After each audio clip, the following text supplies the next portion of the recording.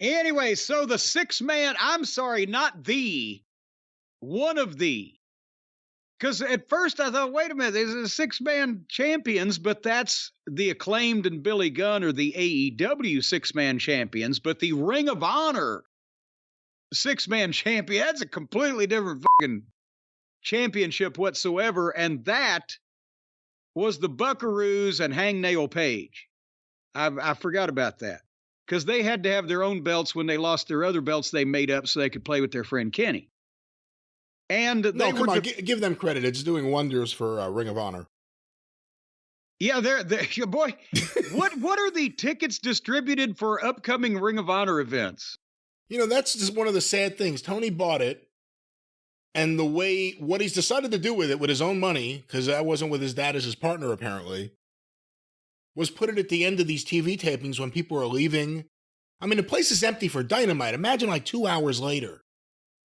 That's when he's doing these TV tapings. And where does it air? Ring of Honor. It airs on Fight Club or Ring of Honor Fight. What do they have? Honor Club, Honor. The first rule is you don't talk about Fight Club, so how can they promote it? Honor Society? What is it? It's something. The Justice League?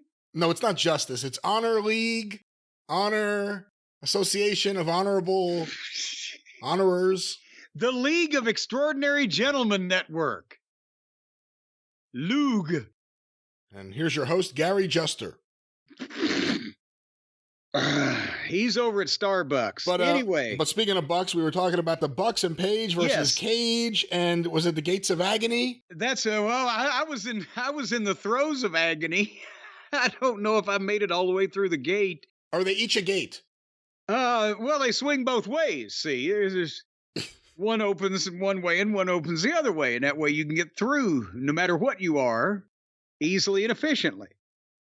So Brian Cage and Tia Leone and Bishop Khan are the heels there.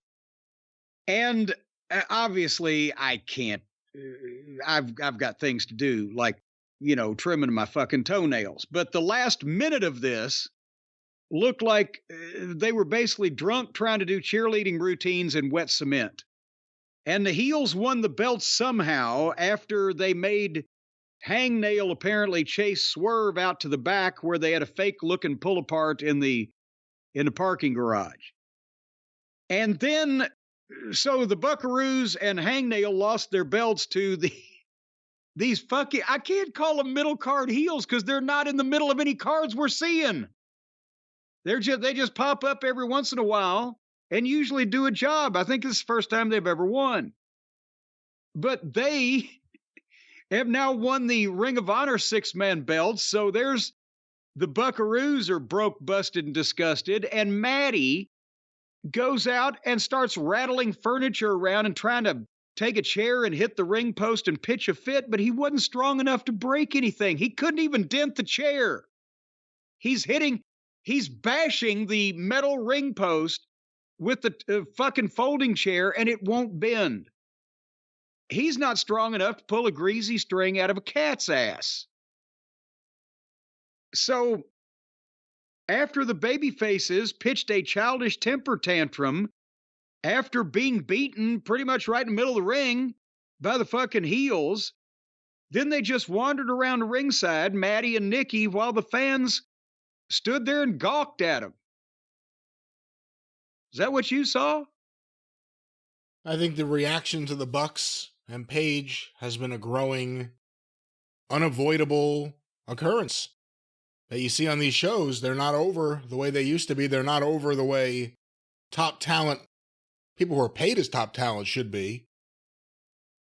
For a second, I thought, okay, the Bucks are acting, you know, this is what Jericho did when Jericho went from being just a bland babyface doing athletic moves in WCW to all of a sudden losing his mind and becoming Chris Jericho.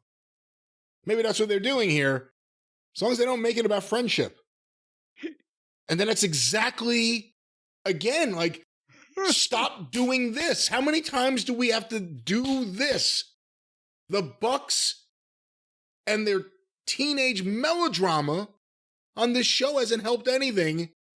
And this was just to set that up. Well, yeah, because they're going to be melodramatic in the locker room here later on when they confront Kenny about, I thought you were our friend. I thought these guys have friends. No one let Adam Page know that Swerve was hanging around with Nana? Well, the last they saw Swerve, he was at Hangnail's house, so they thought they were safe in the arena. Where were they? They were in Louisville. Oh, that's a pretty good drive. Yeah. He'd never be able to run back in time. But yeah, that's the thing. People were just standing. So then